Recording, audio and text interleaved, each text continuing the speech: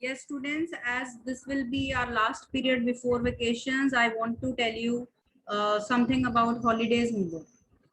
So right now there are 49, 50 participants. They are coming, no problem. So there are two parts of your physics homework, holidays homework, and you don't consider it to be holidays homework. It is just your internal assessment. There are two questions in your holidays homework and both are the part of internal assessment. So you will be given marks for that.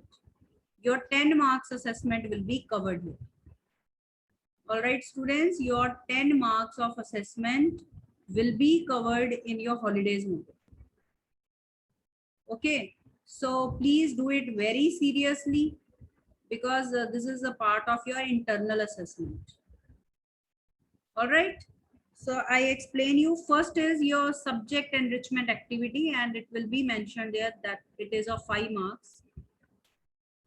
5 marks are always for PT, periodic test. PT 1 के 5 marks हैं. Then your subject enrichment activity will be of 5 marks. Your copy will be of 5 marks, and this is multiple assessment that will be of 5 marks. So in total, you have 20 marks of internal assessment. Okay. So see that. First is subject enrichment activity. Students with roll numbers 1 to 15 of each section will click a high resolution photograph. This is called concept photography, and of any phenomenon related to physics, and explain the scientific principle behind it. The format of photograph should be JPG or PNG, and scientific principle should be typed on A4 size sheet. So what you are supposed to do, that in subject enrichment activity in concept photography, first you will click a picture with a picture of high resolution of any natural phenomena like rainbow. आप sunset की photo खींच लेते हो, sunrise की photograph खींच लेते हो, ठीक है, कोई भी नेचुरल फिनोमिना जिसमें फिजिक्स है आप उसको कैप्चर कर सकते हो, and you have to take that photograph of high resolution, and along with that you will explain the scientific principle behind it on A4 size sheet. तो इन दोनों की एक पीडीएफ बना के आपने मुझे सेंड करनी है, ठीक है, इन दोनों की एक पीडीएफ बनाओगे जो आप मुझे सेंड करोगे. First point is clear to you students? Yes, if first point is clear, if not clear you can raise hands. ठीक है, first point is concept photography, और ये रोल नंबर 1 to 15 फिजिक्स की बनाएंगे, 16 to 30 केमिस्ट्री की, 31 onward bio की photograph click करेंगे. तो I am talking about 1 to 15 roll numbers, वो पहले क्लिक करेंगे फिजिक्स की फोटोग्राफ. और बच्चे प्लीज ये चीज नहीं होनी चाहिए कि आप अपना सुन ही नहीं रहे हो, कोई आंसर नहीं दे रहे हो, कोई फोन नहीं उठा रहे हो. ये इंटरनल असेसमेंट है, इसीलिए that's why I am making it clear कि इसको आपने जरूर करना है विदाउट फेल, और आपने इसको सीरियसली करना है. ये आपके बोर्ड के, आपकी 10th क्लास है, बोर्ड क्लास है, तो उसके इंटरनल असेसमेंट के लिए ये बहुत ही इंपॉर्टेंट है. ये ऐसे ही होमवर्क नहीं दिया हमने, ये internal assessment, right. Second point है आपका multiple assessment activity. You will know that Sir Albert Einstein received Nobel Prize in Physics for photoelectric effect in 1921. 1921 में सर एल्बर्ट आइंस्टाइन को फोटो इलेक्ट्रिक इफेक्ट मिला था, ठीक है, नोबेल प्राइज मिला था फोटो इलेक्ट्रिक इफेक्ट पे. और अब 2021 चल रहा है, 2021 चल रहा है ना, तो उसमें कितने इयर्स हो गए? 100 इयर्स हो गए. इसको सेंटिनरी बोलते हैं 100 इयर्स को. तो उनकी नोबेल प्राइज की centenary celebrations are going on. Nobel prize के 100 इयर्स कंप्लीट होने पे पूरा साल उनकी सेलिब्रेशन चल रही है. And Indian Association of Physics Teachers that is organising story writing competition. Story writing competition है, आपको उसके बारे में लिखना है, और जो बेस्ट एंट्रीज होंगी उनको हम उस कंपटीशन में सेंड भी करेंगे, जिन बच्चों की एंट्री सबने लिखना है, ये पूरी क्लास के लिए लिखना सबने है, उसमें से जो अच्छी एंट्रीज होंगी we will be sending that for this national level competition. Okay, उसको नेशनल लेवल कॉम्पिटिशन में सेंड किया जाएगा। Is that clear students? Fine, तो वो स्पेसिफिकेशन सुन लीजिए। Indian Association of Physics Teachers is observing his Nobel Prize centenary celebrations in current year 2021. On these lines, all the students of class are desired to write a story on above topic. Best entries will be sent further for national level competition. It is marked there. And instructions are word limit 250 words typed on A4 size sheet. Text may be supported with picture भी लगा सकते हो आप बीच में। और topic है photo electric effect, format है PDF, artistic presentation and novelty in idea will be highly appreciated. देखो ये बिल्कुल भी कॉपीड मैटर नहीं होना चाहिए, ओरिजिनल क्रिएशन होनी चाहिए, तभी आपका प्राइज विनिंग आइटम बनेगा। अगर ये आपने कहीं से कॉपी कर लिया नेट से तो फिर ऐसे प्राइज वगैरह तो आएगा नहीं, प्लेगरिज्म आ जाएगा। ठीक है स्टूडेंट्स, इज दैट क्लियर? तो आपने क्या करना है, स्टोरी का मतलब क्या है। अब इस फोटो इलेक्ट्रिक इफेक्ट की स्टोरी का मतलब क्या है, please listen to me carefully. बाद में आपके माइंड में जो क्वेश्चंस आएंगे फिर वो आप क्लियर नहीं कर पाओगे। हाँ जी परीक्षित बोलो, कहाँ गया Parikshit? Yes Parikshit, what do you want to ask? हाँ जी बोलो।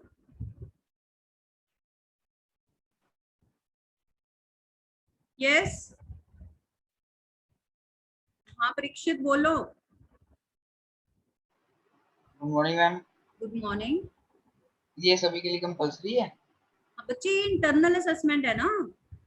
अच्छा अच्छा, मैं तो मैं बता रही हूँ, हम हॉलीडेज होमवर्क आपको एक भी चीज एक्स्ट्रा नहीं दे रहे। 2 पॉइंट्स हैं फिजिक्स होमवर्क के। एक आपको दिया गया रोल नंबर 1 to 15, वो आपकी सब्जेक्ट एनरिचमेंट एक्टिविटी है, फोटोग्राफी, कंसेप्ट फोटोग्राफी। किसी भी natural phenomena, rainbow, sunset, sunrise या कोई भी फिजिक्स का फिनोमिना है, डायफ्रैक्शन, इंटरफेरेंस, आप किसी भी चीज की फोटो क्लिक कर सकते हो जो थोड़ी सी रेयर लगे आपको, और उसके बिहाइंड क्या साइंटिफिक प्रिंसिपल है वो आपको एक्सप्लेन कर। ठीक है, एक और एग्जांपल मैं दे देती हूँ, जैसे कि आप स्टैटिक इलेक्ट्रिसिटी की बात भी कर सकते हो, तो आपके सिलेबस का भी है ना। स्टैटिक इलेक्ट्रिसिटी में क्या होता है, आप कोई चीज रब करते हो, उसके ऊपर चार्ज आ गया, उससे रिलेटेड भी कोई अगर फोटो आपको नेचर में कुछ मिलता है ऐसा, तो आप उसको भी क्लिक कर सकते हो। तो any topic related to physics आप उसकी फोटो क्लिक कर सकते हो, और उसके behind scientific principle A4 size sheet पे आपने बहुत आर्टिस्टिकली लिखना है, और इन दोनों की PDF बना के मुझे सेंड करना है। ठीक है, एक होमवर्क हो गया। दूसरा मल्टीपल असेसमेंट, वो भी 5 मार्क्स की। तो मल्टीपल असेसमेंट में आपको स्टोरी लिखनी है। टॉपिक है Einstein's Nobel prize centenary celebration. उसके नोबेल प्राइज मिले को 100 इयर्स कंप्लीट हो गए हैं। उसके फोटो इलेक्ट्रिक इफेक्ट के बिहाइंड क्या स्टोरी थी, मैं आपको ये बता रही हूँ। स्टोरी राइटिंग का क्या मतलब है, आपने कोई ऐसी स्टोरी नहीं लिखनी, आपने आइंस्टाइन के ऊपर स्टोरी लिखनी है कि उनको कितनी स्ट्रगल करनी पड़ी नोबेल प्राइज लेने के लिए। अदरवाइज हम आइंस्टाइन, जो सर एल्बर्ट आइंस्टाइन है, उनको हम सुनते हैं E is equal to MC² के लिए, and he is most famous for theory of relativity. इन चीजों के लिए ज्यादा फेमस है, पर उनको नोबेल प्राइज मिला फोटो इलेक्ट्रिक इफेक्ट के लिए। और सिर्फ एक पर्सन को नहीं, और भी 2 पर्सन और हैं, लिनर्ड और मिलिकन, उनको भी मिला था। तो उनकी आपस में क्या राइवलरी थी, कैसे एक दूसरे को उन्होंने हराया, कैसे किसका एंड में इक्वेशन करेक्ट निकली, क्या क्या प्रॉब्लम्स आई, कैसे दूसरे पर्सन ने इसको सॉल्व किया, आइंस्टाइन को कैसे नोबेल प्राइज मिला, इसके पीछे बहुत बड़ी स्ट्रगल है। आपने इसके ऊपर स्टोरी लिखनी है। What my point now, is that clear? Story of photo electric effect कि नोबेल प्राइज मिलने के पीछे कितनी स्ट्रगल थी, क्या क्या एफर्ट उनको करने पड़े, उसके ऊपर स्टोरी लिखनी है, but it should not be copied directly. ठीक है, यस दक्ष। हाँ दक्ष बोलो। Ma'am ma'am natural phenomena ma'am जो अभी आपने कहा मैम, उसकी फोटो मैम लेंगे कहाँ से? किसकी? नेचुरल फिनोमेना की फोटो लेंगे कहाँ से? सपोज वेकेशन के ड्यूरिंग कभी किसी दिन रेनफॉल होता है, ठीक है, आपको कभी रेनबो दिखेगा, हो सकता है 1 महीने में दिख ही जाएगा, तो आपने उसकी रेनबो की फोटो ले लेनी है जैसे, राइट। और फिर आपने सनसेट सनराइज तो ये रोज होता है ना, जब स्काई बिल्कुल ऑरेंज सा होगा, बहुत अच्छा सा व्यू होगा स्काई के अंदर, या इवन नाइट स्काई में कोई कॉन्स्टेलेशन की फोटो खींच सकते हो, है ना। आपको पोल स्टार दिख रहा है, आपको वीनस दिख रहा है मैम रात नाइट स्काई में, मैम आप 10 फोटो भी ले सकते मैम हो। 10 को सोलर इक्लिप्स है हाँ मैम, तो जी, उसकी भी फोटो ले सकते हैं। क्या ऊंची बोलो। 10th को सोलर इक्लिप्स है तो मैम उसकी भी फोटो ले सकते हाँ उसकी भी ले सकते हो, बट बी केयरफुल, ठीक है। तो कोई भी नेचुरल फिनोमेना ना, उसकी फोटो आपने लेनी है, और सेम नहीं होनी चाहिए। किसी भी बच्चे, दो किसी स्टूडेंट्स की फोटो सेम नहीं होनी चाहिए। Keep this point in mind, ठीक है। सबकी अपनी अलग फोटो होगी, जिन दोनों की फोटो सेम हुई तो वो कैंसल, वो कंसिडर नहीं होगी। आप सबकी अपनी अपनी फोटो होगी, कि ये भी आप कहोगे कि सेम हो सकती है, मुझे नहीं लगता सेम होगी, है ना। हाँ जी बिसमजोत बोलो जल्दी से। Ma'am, I have to take the printout of the photo so I can just paste it and type on my laptop. Original photo है उसकी, फोटोग्राफर से प्रिंट आउट निकालिए। चलो खुद भी निकाल सकते हो, कोई बात नहीं, बट उनकी क्वालिटी अच्छी होती है। और उसको आप फिर उसको स्कैन करके उसकी फोटो भेजिए, साथ में राइट अप की, उसका साइंटिफिक प्रिंसिपल लिखा हुआ। इन दोनों चीजों की एक पीडीएफ होनी चाहिए, 2 पेज होने चाहिए बस उसमें। एक में उसका प्रिंसिपल लिखा हुआ है आपने, और दूसरे पे फोटो होनी चाहिए बस। थर्ड पेज एक्सेप्ट नहीं होगा।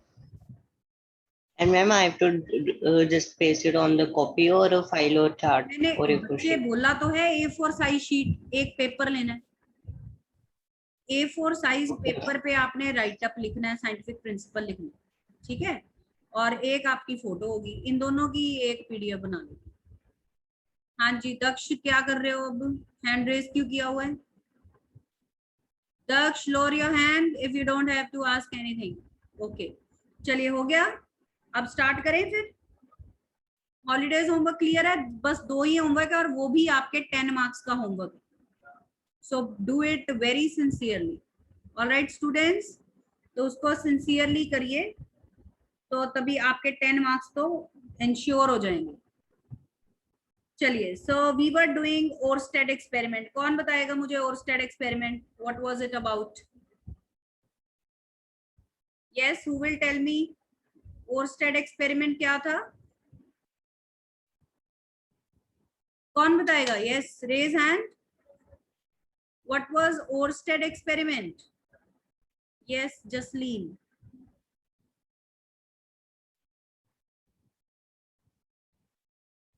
हाँ Jasleen. Ma'am, it is an experiment in which when current is passed through a wire and near which the compass needle is there, the compass needle gets deflected. So when current is passed through a wire, the needle of magnetic compass kept vertically below it gets deflected. This is called magnetic effect of current. This was Oersted experiment. Okay, and we can find its direction using snow rule or Ampere swimming rule. Now I am going to share a video of this experiment that I have performed actually. तो वो देखिए, तो आप भी घर पे इसको कर सकते हो। Water and iron ore. इसके बाद आएगा। Now let us discuss Oersted experiment. See, I have taken a simple electrical circuit in which there is a battery, a switch and a bulb. So when I press the switch, current will pass through this wire.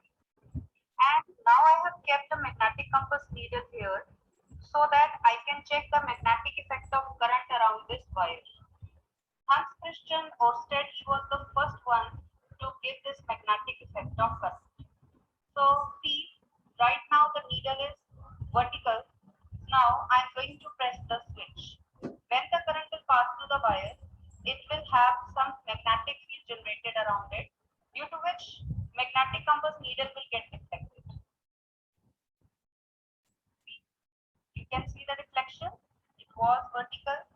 Now it is deflecting, and let us now discuss Snow rule, that is giving us direction of deflection of the needle. Right now current is passing from south to north, so needle is deflected over west. So this is Snow south to north over west. चलिए ठीक है students, तो ये Oersted experiment था उसमें, right? चलिए, so let us do the next topic. We were doing the types of magnetic field. We were doing the types of magnetic field, uniform and non-uniform. Uniform हमने कर लिया था, ठीक है, यूनिफॉर्म मैग्नेटिक फील्ड हमने कर लिया था. तो आई टोल्ड यू कि डॉट्स क्या शो करती हैं और क्रॉसेस क्या शो करती हैं. Dots indicate uniform magnetic field perpendicular to the plane of paper directed outwards, and crosses show uniform magnetic field perpendicular to the plane of paper directed inwards. So this is uniform magnetic field. Example of uniform magnetic field. Inside a solenoid, ये बाद में clear हो जाएगा कि कैसे. Inside a solenoid, solenoid होता है long spring. तो inside a solenoid magnetic field is uniform. And practically Earth's magnetic field also is taken to be uniform. Practically हम अर्थ का जो फील्ड है उसको भी यूनिफॉर्म लेते हैं, otherwise earth behaves like a huge bar magnet, पर प्रैक्टिकली इसको हम यूनिफॉर्म ही कंसिडर करते हैं. Then we come to non-uniform magnetic field. Then we come to non-uniform magnetic field.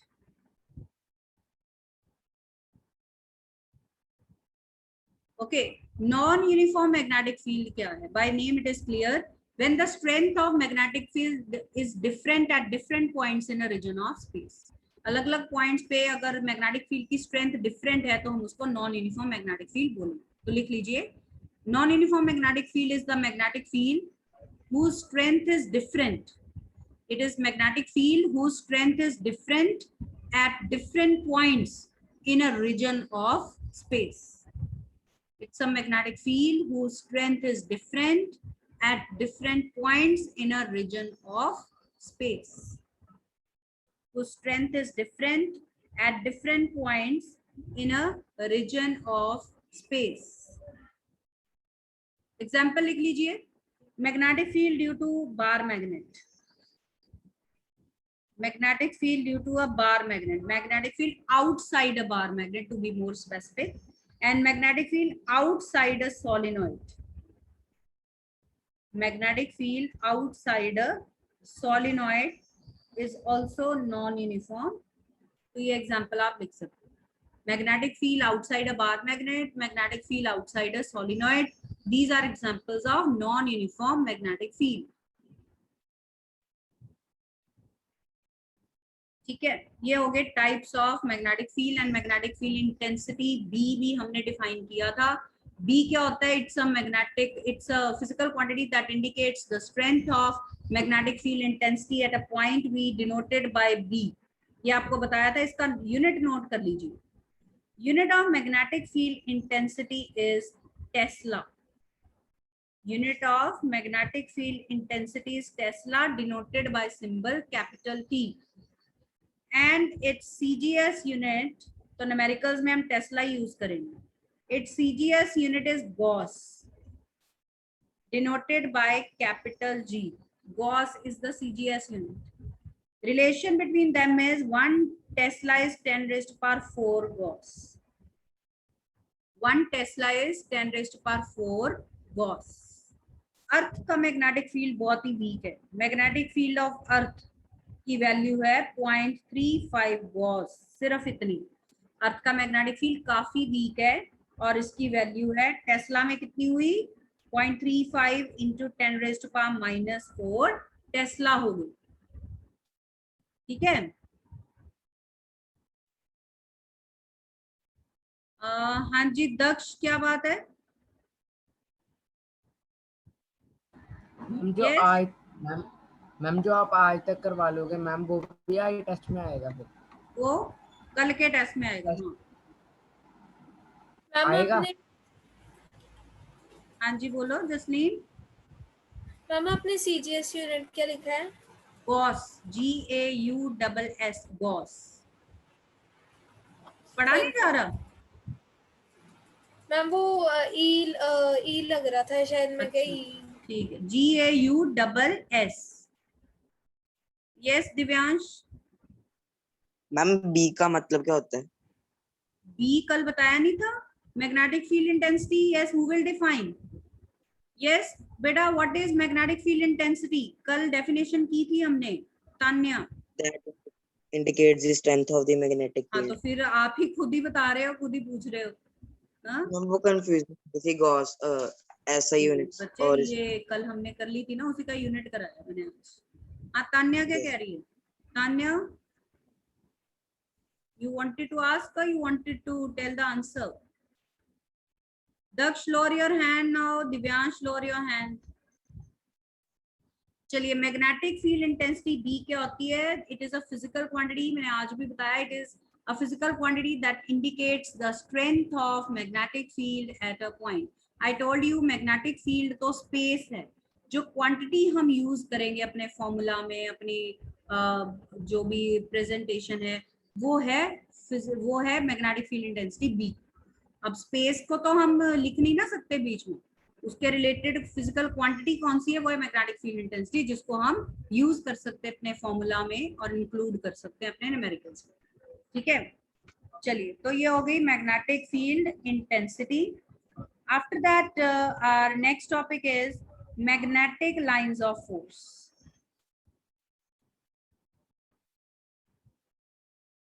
Magnetic lines of force.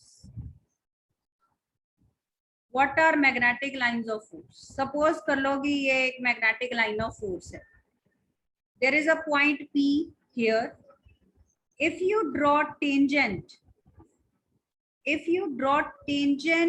to the magnetic line at this point, it will indicate the direction of magnetic field intensity. So what is a magnetic line of force?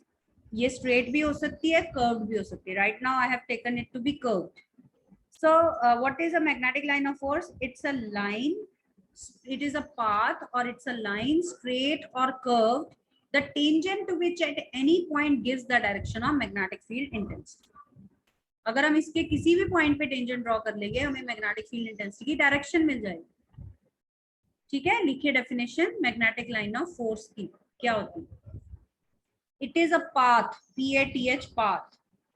It is a path straight or curved, comma, it's a path straight or curved, the tangent to which at any point, it is a path straight or curved, the tangent to which at any point gives the direction of magnetic field intensity. तो ये बना लीजिए साथ में, ये छोटा सा diagram बना लीजिए साथ में। We have shown a magnetic line और उसको जो टेंजेंट है वो क्या इंडिकेट कर रही है? B इंडिकेट कर रही है। It is indicating magnetic field intensity. So it's a path straight or curved, the tangent to which at any point gives the direction of magnetic field intensity. One more definition is there. एक और definition है, suppose कर लो कि हम एक magnet ले लेते हैं, ठीक है, उसको हम एक शीट ऑफ पेपर पे रख देते हैं। Then we take a small compass needle. हम वो compass needle अभी मैंने दिखाई थी ना आपको, वो ले लेते हैं। उसके अंदर क्या होता है? एक एरो। एरो क्या इंडिकेट करता है? नॉर्थ, और उसकी टेल क्या इंडिकेट करती है? South. What we will do, हम उस compass needle को इस मैग्नेट के अराउंड मूव करेंगे, अलग अलग पॉइंट्स पर मूव करेंगे, तो इसकी नीडल मूव करती जाएगी। ठीक है, तो जहां जहां पे इसका एरो जा रहा है, एरो क्या इंडिकेट कर रहा है? नॉर्थ को। जहां जहां पे इसका एरो जा रहा है वहां पे हम पॉइंट लगाते जाएंगे पेंसिल के साथ। तो जहां जहां पे यहाँ आया तो मैंने पॉइंट लगा लिया। अब मैंने इसको इधर मूव किया, कंपास नीडल को इधर मूव किया, तो आई सॉ कि इसका एरो जो है वो थोड़ा सा घूमता गया, ऐसे घूमता गया। तो उसके आगे मैंने पॉइंट लगा लिया, एक एक पॉइंट उसके आगे मार्क करती गई। When I join those points, I will get a magnetic line of force. तो ये मुझे एक पाथ मिल गया, this path is magnetic line of force. ऐसे ही मैंने इधर ये इसको घुमाया तो यहाँ पे पाथ मिल गया। ठीक है, ऐसे ही इस साइड पे भी हमें पाथ मिल गया। ये मैं आगे बनाती हूँ, एक second, I draw it again. This was your magnet. ठीक है, ये मैं पॉइंट्स मार्क करती गई, ये मैंने इनको ज्वाइन कर लिया. I got a magnetic line of force. इधर मूव किया, फिर मैंने कंपास नीडल को यहाँ मूव किया, ये पॉइंट्स आते गए, मैं उनको ज्वाइन करती गई. इधर मूव किया तो बाहर को जा रही हैं, इधर मूव किया तो भी बाहर को जा रही हैं. इस तरह से as many lines I want I can draw. जितनी भी लाइंस मुझे चाहिए मैं उतनी ड्रॉ कर सकती हूँ. ठीक है, so this is giving me magnetic lines of force due to a bar magnet. तो इस तरह से कोई भी चीज मैं लूं, मैं उसका बार मैग्नेट का मैग्नेटिक फील्ड फाइंड कर सकती हूँ यूजिंग दैट. ठीक है, गॉट इट. कैसे हम मैग्नेटिक लाइंस प्लॉट करते हैं, I will show you a video also where actually I have done this experiment. Yes Tanya. Ma'am, what is the maximum number of magnetic lines of force a magnet is- can have? What is The the maximum number of magnetic number of lines of magnetic force lines of force? Number magnet होता है can बच्चे originating from a magnet can have magnetic lines of force. Magnet can have. देखो magnet का तो ऐसे नहीं हम कहेंगे, वो आप कैलकुलेट कर सकते हो. आप ये कह सकते हो कि 1 कूलम्ब ऑफ चार्ज है सपोज, उससे कितनी मैग्नेटिक लाइंस ऑफ फोर्स निकल रही हैं. ठीक है, तो वो हाँ हम थोड़ा सा आइडिया दे सकते हैं. काफी ज्यादा लाइंस होती हैं, 10⁻11 के ऑर्डर की होती है. जैसे एक चार्ज होता है उससे 10⁻11 इलेक्ट्रिक लाइंस निकलती हैं. इसी तरह से यूनिट स्ट्रेंथ की पोल से भी मे बी इतनी ही लाइंस 10⁻11 मतलब बहुत ज्यादा लाइंस निकल सकती हैं. तो मैग्नेट से और भी ज्यादा हो सकती है. ठीक है, तो हम जितनी मर्जी चाहे यहाँ पे हम लाइंस ड्रॉ कर सकते हैं. बस ये देखना है आपको कहीं पे इंटरसेक्ट नहीं करनी चाहिए. Magnetic lines never intersect each other, वो हम प्रॉपर्टीज में अभी डिस्कस करेंगे. And direction of magnetic lines is from north to south. तो ये नॉर्थ टू साउथ हम ड्रॉ कर लेते हैं, नॉर्थ से बाहर साउथ से अंदर. ठीक है, चलिए इसको ड्रॉ कर लीजिए. This is the magnetic line pattern due to a bar magnet. पहले इसको ड्रॉ कर लीजिए, then we'll do the properties. ये मैंने इसलिए बताया, ये मैं आपको लाइंस मैग्नेटिक लाइन की एक और डेफिनेशन बताना चाहती हूँ, इसलिए मैंने ये आपको पहले करवाया. ये सक्षम. ये मैग्नेटिक लाइंस जनरली होती क्या है? यस, ये मैग्नेटिक लाइंस जनरली होती क्या है?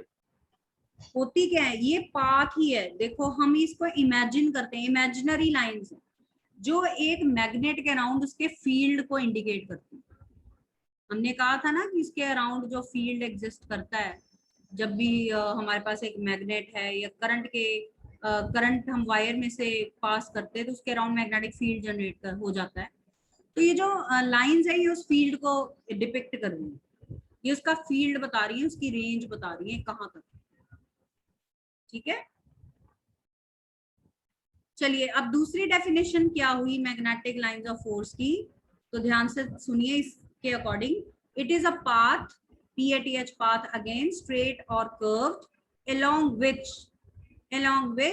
the isolated hypothetical magnetic north pole of a magnet would move near another magnet. अब इसका मतलब क्या हुआ, ये नियर अनदर मैग्नेट है, ये आपका एक मैग्नेट पड़ा है, उसके पास आपने एक और मैग्नेट मूव किया. कौन सा मैग्नेट मूव किया था? Compass needle. तो जब आपने एक मैग्नेट के पास दूसरा मैग्नेट मूव किया, उसका जो आइसोलेटेड हाइपोथेटिकल नॉर्थ पोल है, अब इसका मतलब क्या है? आइसोलेटेड मतलब अकेला नॉर्थ पोल. अब वो तो एग्जिस्ट कर नहीं सकता, बिकॉज आई टोल्ड यू कि पोल्स हमेशा पेयर्स में एग्जिस्ट करते हैं, इसलिए हम वर्ड यूज कर रहे हैं हाइपोथेटिकल. ये इमेजिन कर रहे हैं हम, इमेजिनरी मैग्नेटिक नॉर्थ पोल. ठीक है, तो जहां जहां उसका नॉर्थ जा रहा है हमने वहां वहां पॉइंट्स लगाए. ठीक है, तो उसी के अकॉर्डिंगली हमने मैग्नेटिक लाइंस को डिफाइन कर दिया. तो लिख लीजिए definition. It is a path straight or curved along which an isolated hypothetical north pole of a magnet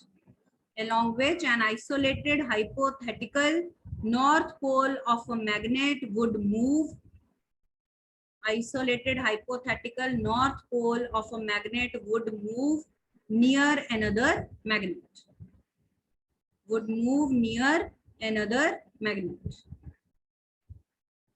along which an isolated hypothetical north pole of a magnet would move near another magnet. ठीक है, दो definitions हो गई, right. चलिए अब मैं आपको एक वीडियो दिखा रही हूँ कैसे इनको प्लॉट करते हैं एक्चुअली, ठीक है।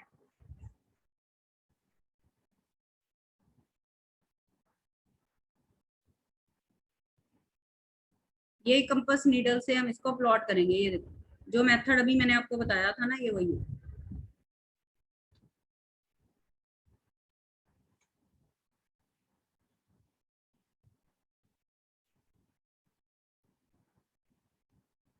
चलिए देखिए। The north of Earth. So I'm tilting this sheet till the needle becomes horizontal.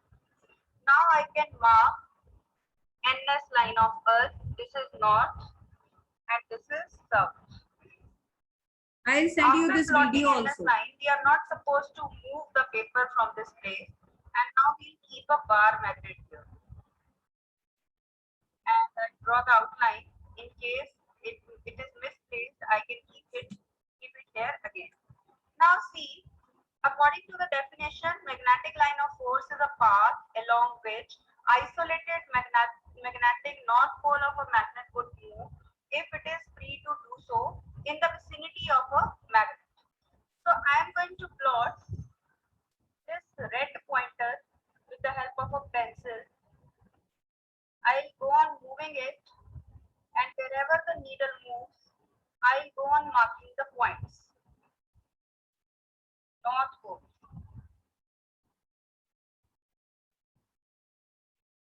Joining these points, I'll get a magnetic line of force. So like I have got a magnetic line of force. Suppose I move it here in this region. You can see the needle is pointing outwards. Now the needle is not forming a curve. ठीक है, तो इस तरह से करते जाएंगे और हमारे पास और लाइंस आती जाएंगी। I send the link of this video, you can watch, ठीक है, क्लोजली। क्लियर है?